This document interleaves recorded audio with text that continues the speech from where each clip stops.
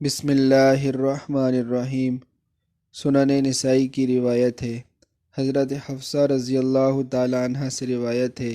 کہ چار چیزیں وہ ہیں جن کو رسول اللہ صلی اللہ علیہ وسلم کبھی نہیں چھوڑتے تھے۔ نمبر 1 عاشورہ کا روزہ،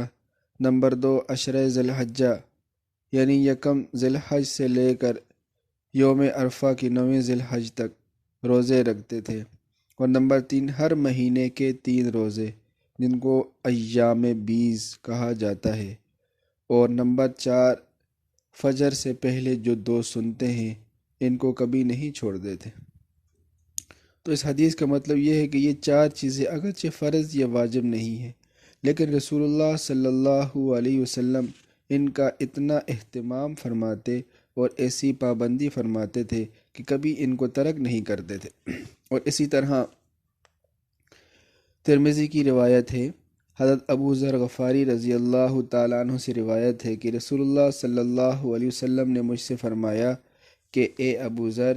جب تم مہینے کے 3 روزے رکھو تو 13ویں، 14ویں، 15ویں کے روزے رکھا کرو۔ اور اسی طرح سنن نسائی کی روایت ہے، حضرت قتادہ بن ملحان رضی اللہ تعالیٰ عنہ سے روایت ہے کہ رسول اللہ صلی اللہ علیہ وسلم ہم لوگوں کو حکم فرماتے تھے کہ ہم ایام بیز یعنی مہینے کی 13ویں، 14ویں، 15ویں کو روزہ رکھا کریں، اور فرماتے تھے کہ مہینہ کے ان 3 دنوں کے روزے رکھنا اجر و ثواب کے لحاظ سے ہمیشہ روزہ رکھنے کے برابر ہیں۔ تو اس لیے ہمیں چاہیے کہ ہم جو ہے ایام بیز کا اہتمام کریں، کیونکہ آج کل سردیوں کے دن ہیں، چھوٹے چھوٹے دن ہیں، تو ان سے ہم فائدہ اٹھائیں۔ اگر ہم ایام بیز کے روزے رکھتے ہیں تو حضور صلی اللہ علیہ وسلم نے فرمایا کہ اجر و ثواب کے لحاظ سے وہ ایسا ہے کہ اس نے جو ہے پورے سال کے روزے رکھے، یعنی ہم اگر 3 روزے رکھیں گے تو پورے مہینے کا ثواب ملے گا،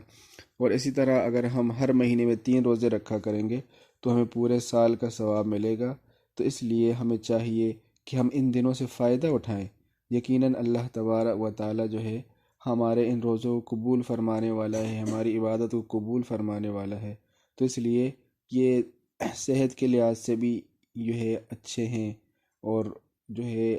روحانی لحاظ سے بھی تقویت بخشتے ہیں جسم کو۔ تو اس لیے ہمیں چاہیے کہ ہم ایام بیز کا اہتمام کرنے والے بن جائیں، اور حضور صلی اللہ علیہ وسلم کی تمام عادات کو اپنانے والے بن جائیں۔ اللہ تبارک و تعالی سے دعا ہے کہ اللہ تبارک و تعالی ہمیں ایام بیز کے روزے رکھنے کی توفیق عطا فرمائے۔